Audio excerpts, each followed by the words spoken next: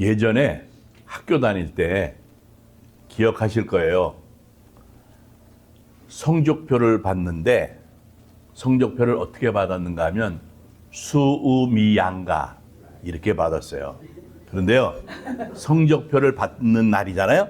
성적표를 딱 받던 날이면 막 기뻐하면서 뛰어서 집으로 갔던 그러한 기억이 있는 분들도 있으실 거예요. 아니면 성적표를 받는 순간 그걸 어디다 감추지? 도장은 어떻게 받아야 될까? 걱정을 하면서 지냈던 기억이 떠오르는 분들도 있을 거예요. 제가 학교 다닐 때요, 몰래, 엄마 아빠 몰래, 엄마 아버지 몰래 도장을 싹 찍어 갔던 애들도 있고요. 그리고 어떤 애는 한자는 모르니까 한글로 도장을 파가지고 자기가 갖고 있으면서 찍는 그런 애들도 있었어요. 머리가 기가 막히게 좋아. 그 머리로 공부하면 좋았을 텐데. 수가 많으면 공부를 잘하는 아이로 생각을 했어요. 양이나 가를 많이 받게 되면 뭐라 그러면, 야, 네가 무슨 양가집 교수나 뭐 공자가 된다고 양가를 받아왔니? 그런 이야기도 있고 그랬어요. 그때 당시는 수우미양가 이 뜻도 모르고, 수우미양가 뜻도 몰라요. 모르고서는 수는 좋은 거고 가는 나쁜 거다 이렇게 생각을 했단 말이에요. 그런데 그 평가에 쓰였던 5가지 단어가요, 사실은 다 좋은 뜻이 담겨져 있어요. 수는 빼어날 수. 그래서 매우 우수하다 그런 뜻이에요. 그리고요, 우는 뭔가 하면 넉넉하다 그런 뜻이에요. 미는 뭔가 하면 아름다울 미. 아름답다는 거예요. 좋다는 거잖아요. 잘했다는 거라고요. 그 다음에 양은 뭔가 하면 양호하다는 거예요. 양호하다. 어질다, 뛰어나다. 그런 뜻이 있어요. 그러니까 말 그대로 괜찮다는 거잖아요. 그리고 가는 뭔가 하면 가능하다는 거예요. 그럴 때 가짜를 쓰는 거예요. 우리가 회의하면 뭐 그러잖아요. 가할 때는 이해하십시오 그러잖아요. 그러면 가가 뭐냐면 옳다고 생각하시면 이해하세요. 그러니까 옳다는 뜻도 가지고 있는 거예요. 가라는 게. 그러니까 다 좋은 말이에요. 가능성이 있다는 그런 얘기거든요. 그러니까 옛날에 선생님들은 어떤 생각을 가졌는가 하면, 그 마지막에 있는 제자들도 역시 가능성이 있는 아이다. 너는 가능성이 있어. 이러한 사랑의 마음을 가지고 평가를 했다라고 하는 그런 얘기라고요.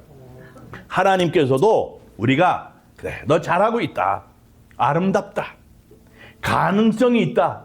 이러한 열린 사랑의 마음으로 우리를 향해서 손을 내미시고요, 오라고 부르시고 받아주신다고요. 그러니 얼마나 감사합니까? 하나님은 약한 자를 부르셔서 강하게 사용을 하신다고요.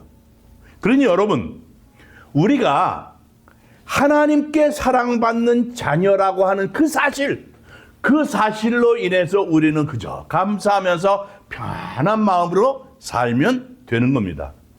하나님의 부르심을 소명이라고 그래요. calling.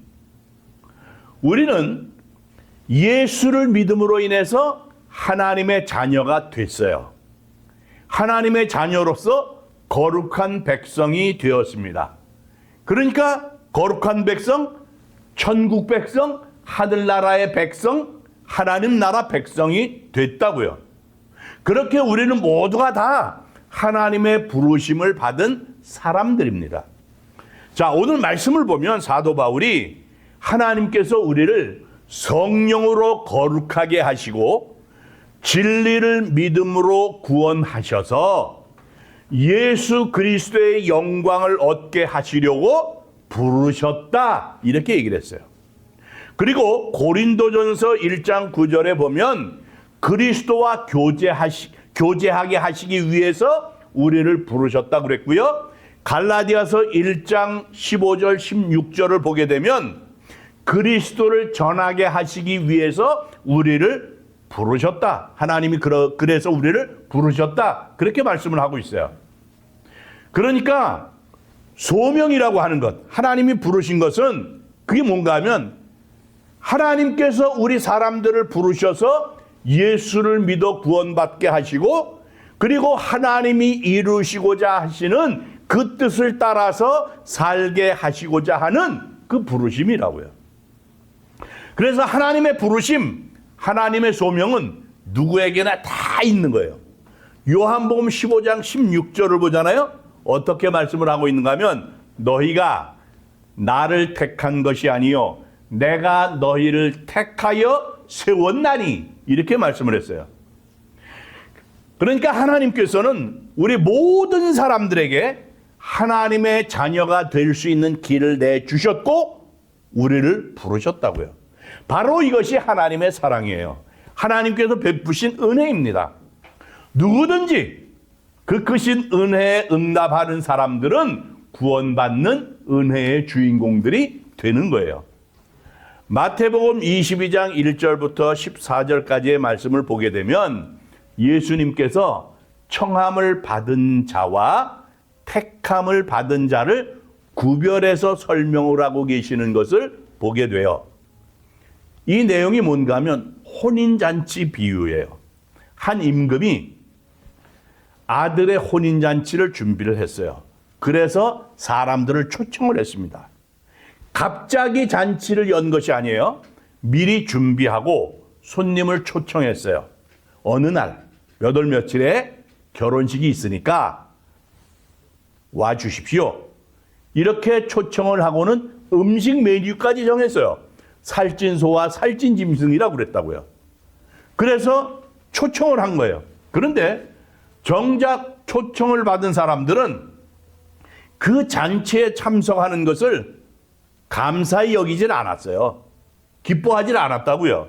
그래서 어떤 사람은 밭으로 일하러 가고 또 어떤 사람은 자기 사업 때문에 가고 심지어는 잔치를 알리러 간, 그래 잔치가 있으니 청합니다. 이렇게 청하러 간 종들을 모욕하고 죽이기까지 했다는 거예요.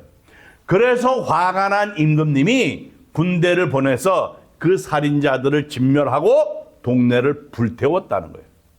그리고 임금이 이미 준비된 혼인 잔치니까 길로 나가서 만나는 사람이 누구든지 간에 혼인 잔치에 청하라. 그러면서 사람을 보냈어요. 종들에게 명령을 하고 보냈어요. 그래서 종들이 길에 나가가지고 악한 사람이든지 선한 사람이든지 만나는 대로 만나는 사람마다 다 오라고 그랬던 거예요. 도덕적으로 잘못된 사람, 그래서 이 사람은 악한 사람이다. 또 선하게 산다고 하는 평판을 듣는 그 선한 사람, 뭐 어느 누구든지 상관하지 않는 거예요. 누구든지 다 오라고 그런 거예요. 그 임금의 초청장에 제한이 없는 거예요. 그래서 잔치는 어떻게 됐는가 하면 사람들로 가득 차게 됐단 말이에요. 그런데 문제가 생겼어요. 청함을 받아서 온 사람들 가운데 예복을 입지 않은 사람이 있었던 거예요. 그래서 임금이 사원들에게 뭐라 그러는가 하면 예복을 입지 않은 저들의 손발을 묶어서 바깥 어두운 데로 내던지라 이렇게 명령을 했어요. 아니 오라고 쳐도 아무나 다 오라고 선한 사람이든 악한 사람이든 아무나 다 오라고 초청을 해놓고서는 예복을 입지 않았다고 내쫓는다.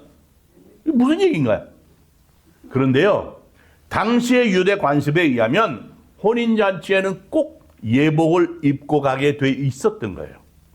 예복을 입지 않는 것은 그 잔치 자리를 모독하는 것이 되는 거예요. 그런데 특별히 궁중잔치에서는요, 문 앞에서 예복을 나눠줍니다. 그러니까 문 앞에서 예복을 나눠주니까 그 예복을 입고 들어가면 되는 거예요. 그런데 그 예복을 입지 않는 건 아유 거추장스럽게 뭐 이런 걸 입거라 그래. 그냥 내 마음대로 내가 편한 대로 하면 되지. 이 얘기는 뭔가 하면 임금의 권위나 임금이 준비한 그 배려를 무시하고는 자기 마음대로 내 생각대로 하겠다고 그러는 거나 똑같은 거예요. 임금이 초대한 잔치를 모독하는 거죠. 그래서 내쫓으라고 그런 거예요. 자, 잔치에 사람들을 초대한 임금처럼 하나님께서 어느 사람도 예외 없이 똑같이 다 사랑하셔서 예수 그리스도, 독생자 예수 그리스도, 독생자라고 하는 초청장을 보내셨다고요. 그래서 예수님께서 내가 곧 길이요 진리요 생명이니 나로 말미암지 않고는 아버지께로 올 자가 없느니라 이렇게 말씀을 하신 거라고요. 예수님 외에는 없어요. 천국 가는 초청장은 예수님밖에 없어요. 독생자라고 하는 초청장, 예수 그리스도라고 하는 초청장을 받아든 모든 사람은 예수 그리스도로 말미암아 주어진 믿음의 옷을 입은 사람들이지요. 그래서 멸망치 않고 영생을 얻는 구원의 잔치 자리에 참여할 수 있게 된 거라고요. 그러니까 하나님께서 우리를 초청하신 것뿐만이 아니라 예복까지 준비하신 그 하나님의 놀라우신 은혜, 그냥 그 은혜에 우리가 응답하기만 하면 되는 거라고요. 그렇기 때문에 이 세상에 부르심을 받지 못한 사람은 없는 거예요. 이 세상 어느 누구도 예외 없이 다 하나님의 부르심을 받았어요. 문제는 뭔가 하면 택함을 받았느냐 그렇지 못하느냐 이거예요. 예수님께서 마태복음 22장 14절에서 어떻게 말씀을 하셨는가 하면 청함을 받은 자는 많되 택함을 받은 자는 적으니라 그러셨다고요. 이 말씀이 뭔가 하면 청했는데 청함을 받았잖아요. 그 청함에 응해야 그 잔치에 택함을 받은 사람이 된다라고 하는 것을 말씀하는 거예요. 청했잖아요. 그 초청에 응해서 그 잔치 자리에 가는 사람이 택함을 받은 거예요. 그러니까 여러분, 우리 모두는 초대받은 손님이에요. 초대에 응해서 잔치 자리에 참석한 택함 받은 백성이라고 하는 사실을 믿으시기 바랍니다. 우리는 모두가 다 하나님의 사랑과 은혜로 예수 그리스도를 통해서 부르심을 받은 사람들이에요. 그렇기 때문에 우리는 누구든지 예수를 믿음으로 구원을 받았습니다. 하나님의 자녀가 되었습니다. 나는 천국 백성이 되었습니다. 이렇게 확실한 믿음의 고백이 있다고 한다면 그것은 하나님의 부르심에 응답하는 것이 되는 거예요. 그리고 하나님의 자녀로 택함을 받은 것이 되는 겁니다.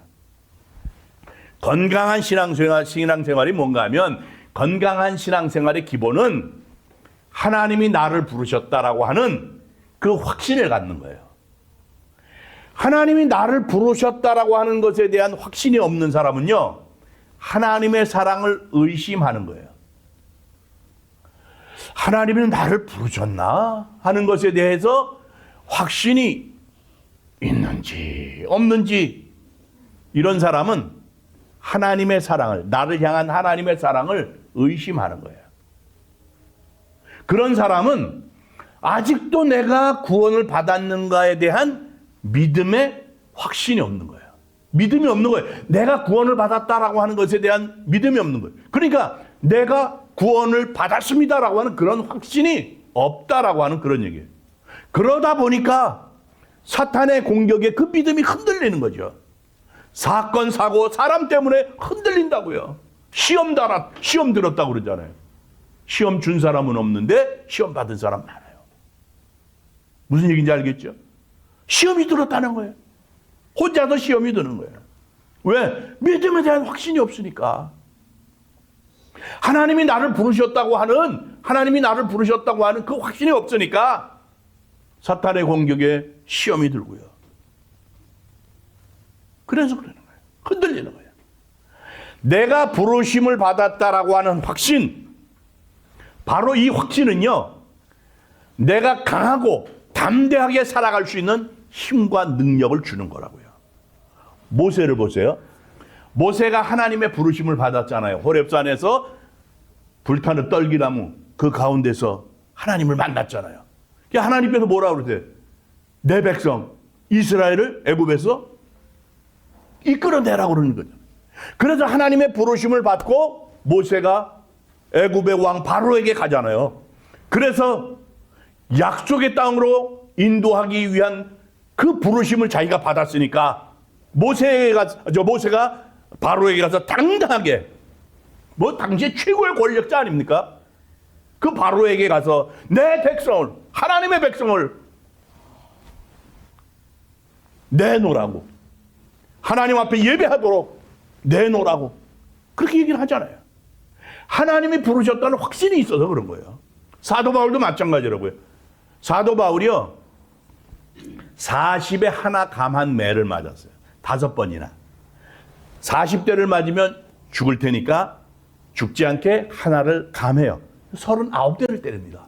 그걸 5번이나 맞았어요. 돌팔매질을 당했고요. 감옥에 갇히기도 하고요.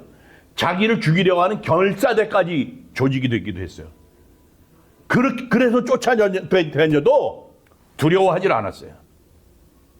루스드라에서는요, 사람들에게 돌을 맞아서 거의 다 사람들이 죽은 줄 알고 내다 버렸다고요.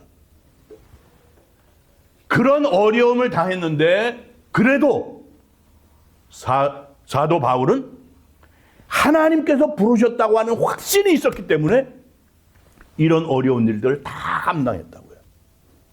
그래서 부르심에 대한 확신이 있는 사람은요, 세상이 아무리 흔들고 어려움이 닥쳐온다고 할지라도 하나님이 나를 부르셨다, 이 확신 때문에 담대함을 가지고 살아가게 되는 겁니다.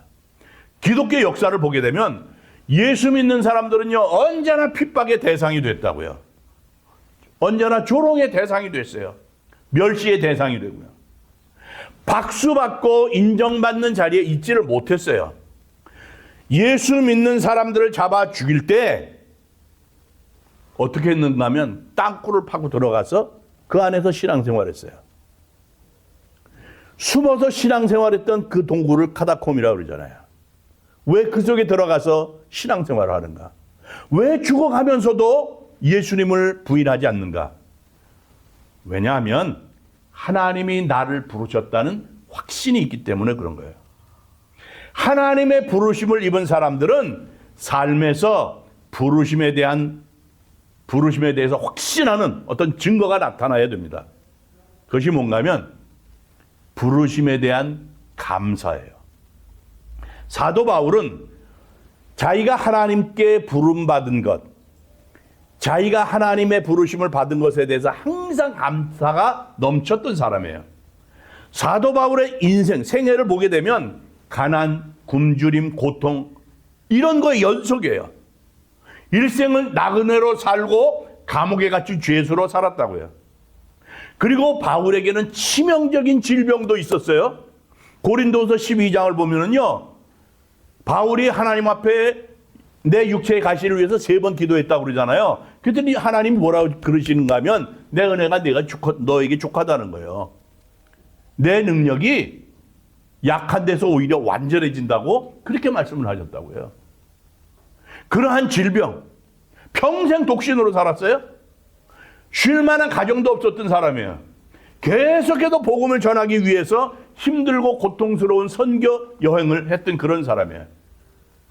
그래서 고린도후서 11장 23절 이하를 보잖아요. 사도 바울이 어떻게 고백을 하는가 하면 내가 옥에 갇히기도 하고 옥에 갇히기도 더 많이 하고 매도 수없이 맞고 여러 번 죽을 뻔하였으나 유대인들에게 40에 하나 감한 매를 5번 맞았으며 3번 태장으로 맞고 나무로 볼기 맞듯 맞는 거예요. 3번 태장으로 맞고 1번 돌로 맞고 3번 파선하고 일주야를 깊은 바다에서 지냈으며 여러 번 여행하면서 강도의 위험과 동족의 위험과 이방인의 위험과 신의 위험과 광야의 위험과 바다의 위험과 거짓 형제 중에 위험을 당하고 또 수고하며 애쓰고 여러 번 자지 못하고 줄이며 목마르고 여러 번 굶고 춥고 헐벗었노라 그랬어요. 사도 바울의 이 고백을 보잖아요. 이러면 지금 이 내용을 보면 감사할 게 전혀 없잖아요. 사실은 원망하고 불평을 해도 할 말이 없는 그러한 상황이 주어졌던 거예요. 그런데 그러한 상황 속에 살면서도 골로새서 3장 17절에서 말씀하는 것처럼 무엇을 하든지 말에나 일에나 다 주 예수의 이름으로 하고 그를 힘입어 하나님 아버지께 감사하라 선언을 했다고요. 자기 자신을 부르신 예수님, 언제나 함께 하시는 예수님 때문에 바울은 감사를 억누를 수가 없었던 거예요. 바로 하나님께서 우리에게 보고 싶으신 것이 그거예요. 내가 하나님께 부르심을 받아서 그 은혜 감사하는, 어떠한 상황 속에서도 그 하나님의 은혜에 감사하는 삶을 살기를 원하신다고요. 그리고 또 부르심을 내가 받았다라고 하는 확신이 있는 사람은 그 증거로 부르심에 대한 진정한 기쁨이 있어요. 감사가 있다고 그랬잖아요. 또한 기쁨이 있는 거예요. 진정한 기쁨이 있어요. 그래서 먹든지 마시든지 무엇을 하든지 다 하나님의 영광을 위하여서 일하는 그러한 기쁨이 있는 거예요. 바울과 실라가 감옥에서도 하나님께 찬송을 했다고. 찬송을 그치지 않았어요. 사도행전 16장 16절 이하에 있어요. 바울이 2차 선교 여행 중에 점치는 귀신 들린 여자아이를 고쳐주었단 말이에요.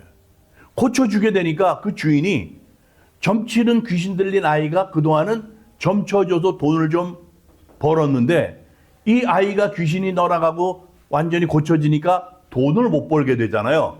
이러다 보니까 고발을 해가지고 바울과 실라가 매를 맞고 감옥에 갇히게 된 거예요. 근데 감옥에 갇혀서 쇠사슬에 매여 있으면서 감옥에 갇혀서 하나님께 찬송을 했다는 거예요. 하나님께 찬송을 했더니 찬송하니 죄수들이 듣더라 그랬어요. 자, 사람들이 이러한 모습을 보면서 어떤 생각을 했을까 한번 생각을 해보자고요. 아니 저 사람 얘네들 미친 거 아닌가? 어떻게 이런 상황에서 노래가 나올 수 있느냐? 이럴 수 있단 말이에요. 사람들은요 그 기쁨을 알 수가 없어요. 지금 매 맞고 쇠사슬에 매여서 감옥에 갇혔는데 한밤중에 하나님을 찾고 부르짖어 기도하며 하나님께 찬송을 한단 말이에요. 기뻐 찬송, 감사로 찬송하는 거예요. 그랬더니 놀라운 역사가 나타나잖아요. 큰 지진이 나면서 옥문이 열리고 쇠사슬에 묶여있던 모든 사람들이 풀려져서 놓여졌단 말이에요. 여러분, 남들처럼 넉넉하지 않다고 할지라도 내가 천국을 소유한 사람이기 때문에 감사와 기쁨이 넘쳐난다고 하는 것, 세상 사람들이 이해할 수 없지요. 스바냐 3장 17절에 보면 너의 하나님 여호와가 너의 가운데 계시니 그는 구원을 베푸실 전능자이시라.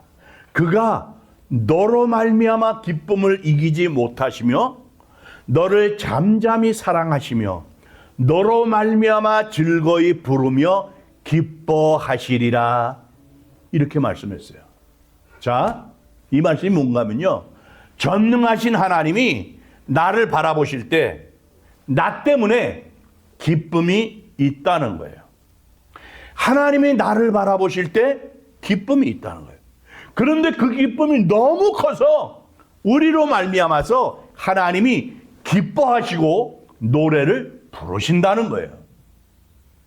하나님이 우리를 부르시고 우리로 인해서 그렇게 기뻐하시면서 우리를 보시면서 노래까지 부르시는데 얼마나 감사하냐고요. 그러니 우리는 당연히 기쁠 수밖에 없죠. 어찌 우리에게 기쁨이 없을 수가 있겠느냐 하는 거예요. 우리는 우리를 부르시고 기뻐하시는, 노래하시는 그 놀라우신 하나님의 사랑하며 감사하는, 그 하나님의 사랑에 감사하며 기뻐하는 그러한 삶을 살아야 된다고요. 예수 믿는 사람은 누구든지 다 주의 일을 위해서 부르심을 받은 사람들이에요. 그래서 그 부르심에 대한 확신을 가지고 살아야 됩니다. 그런데 우리가 부르심, 소명, 콜링 이거에 대해서 오해하고 있는 부분들이 있어요. 이게 뭔가 하면 성직자만 하나님의 일에 부르심을 받았다 이렇게 생각을 하는 오해지요. 그렇지 않아요. 요한복음 6장 29절을 보면 예수님께서 어떤 말씀을 하셨는가 하면 하나님께서 보내신 일을 믿는 것이 하나님의 일이니라고 그랬어요. 다시 말씀드릴게요. 하나님께서 보내신 일을 믿는 것이 하나님의 일이다. 하나님께서 보내신 이가 누구예요? 예수님이잖아요. 예수 그리스도. 그러니까 예수 그리스도를 내가 주로 고백하고 우리를 구원하신 구세주라고 하는 것을 믿는 그 믿음. 그래서 믿음으로 사는 거예요. 예수님이 나의 구주입니다. 예수님이 나를 구원하셨습니다. 예수님이 십자가에서 내 죄를 위해 대신 죽으시고 그래서 내 죄가 사해졌습니다. 그 주님이 나의 주님이십니다. 이제 나는 의인이 됐습니다. 하나님 감사합니다. 이게요, 하나님의 일을 하는 거예요. 그러니까 지금 우리가 하나님의 일을 하고 있는 거예요, 지금. 하나님 앞에 나와서 정성으로 하나님 앞에 예배드리는 것, 기쁨으로 찬송하는 것, 말씀 묵상하고 가정과 일터에서 그리스도의 향기를 풍기면서 사는 것, 예수 이름으로 섬기고 베푸는 삶을 사는 것, 이 모두가 다 하나님의 일을 하는 거라고요. 하나님의 일에 쓰임받는 거예요. 왜냐하면 예수를 잘 믿는 것이 하나님의 일을 하는 것이기 때문에, 예수를 잘 믿는 것 하나님의 일이기 때문에 그런 거예요. 때로는 능력이 없고 무능하지만 하나님께서 우리들에게 능력을 주시고 일하게 하신다고요. 그래서 고린도전서 1장 27절 보면 하나님께서 세상에 미련한 것들을 택하사 지혜 있는 자들을 부끄럽게 하려 하시고 세상에 약한 것들을 택하사 강한 것들을 부끄럽게 하려 하신다고 말씀하고 있어요. 부족하지요. 연약하지요. 그렇지만 하나님께서 우리를 부르셨고 능력을 주셔서 사용하신다고 하는 사실을 믿어야 되는 거예요. 테레사 수녀가 자기를 어떻게 비유했는가 하면 하나님의 손에 쥐어져 있는 몽당 연필, 조그만 연필을 얘기한 거예요. 그러면서 뭐라고 고백을 했는가 하면 저는 우리 주님이 쥐고 있는 몽당 연필에 지나지 않습니다. 주님께서는 그 연필을 자를 수도 있고 깎을 수도 있습니다. 언제 어디서든지 무언가 쓰고 싶으면 쓰시고 그리고 싶으면 그리실 것입니다. 멋진 그림을 보거나 감동적인 글을 읽을 때 우리는 미술도구나 연필을 칭찬하지 않고 그것을 사용해서 작품을 만든 사람에 대해서 감탄합니다. 우리 영예와 영광이 영원히 우리 주 하나님과 함께 하기를 원합니다. 그랬어요. 몽당 연필은 자기 생각을 가져서는 안 되잖아요. 그 연필로 그림을 그린다고 해서 그 영광을 자기가 받는 게 아니잖아요. 아름다운 시를 썼다고 해서 그 영광을 자기가 받는 것이 아니라고요. 그냥 그 몽당 연필은 위대한 작품을 만드는 도구가 된 것에 대해서 그저 감사할 것밖에 없는 거죠. 우리는 하나님의 손에 쥐어져 있을 때 작지만 부족하지만 하나님께서 위대하게 사용하실 줄 믿습니다. 이런 믿음이 있어야 돼요. 하나님이 사용하실 줄 믿습니다. 그래서 우리는 하나님 앞에 감사할 것밖에 없다고요. 여러분, 우리가 하나님께서 우리를 부르셨다라고 하는 것, 그것에 대한 확신이 있어야 되는데 확신이 없이 메마른 가운데 신앙생활을 하게 되면 삶이 힘들어질 수밖에 없어요. 자, 기계를 돌릴 때요, 기름칠을 제대로 하지 않잖아요. 그래서 돌리면요, 이 기계가 제대로 돌질 않아요. 삐걱삐걱 소리가 나죠. 삐걱삐걱대고. 그리고 결국 기계가 어떻게 되는가 하면 쉽게 마모돼요. 기계가 손상을 입게 된다. 바로 그런 거 마찬가지예요. 우리 신앙도 하나님께서 우리를 부르셨다라고 하는 확신이 있어야 되는데 그것이 없으면, 그 확신이 없으면 신앙생활뿐만이 아니라 우리 삶 전체가 흔들릴 수 있다는 거예요. 내 영혼이 잘됨과 같이 내가 범사에 잘되고 강건하기를 간구하노라. 요한 3서 1장 2절의 말씀인데 이 말씀을 다시 말하면 이거예요. 지금 내 영혼이 잘 돼 있지 않은데 어찌 범사가 잘 될 수가 있느냐, 그 얘기라고요. 영혼이 잘 된 것 같이 범사가 잘 되고 강건해야 된다는, 영혼이 먼저 잘 돼야 되는 거예요. 여러분, 정말 하나님의 은혜를 받을 만한 자격이 없어요, 우리는. 그럼에도 불구하고 날마다 은혜를 베풀어 주시는 하나님. 우리를 불러주시고 하나님의 백성, 하나님의 자녀 삼아주신 그 하나님. 그 하나님의 은혜가 너무도 커서 하나님 앞에 그저 하나님, 내가 하나님께 무엇을 드려야 될지, 하나님, 내가 하나님 앞에 무엇을 드려야 될지 거룩한 염려를 하면서, 오히려 거룩한 염려를 하면서 하나님이 기뻐 받으실 만한 헌신의 삶을 살아가는 그런 하나님의 백성들이 되시기를 주님의 이름으로 축원합니다.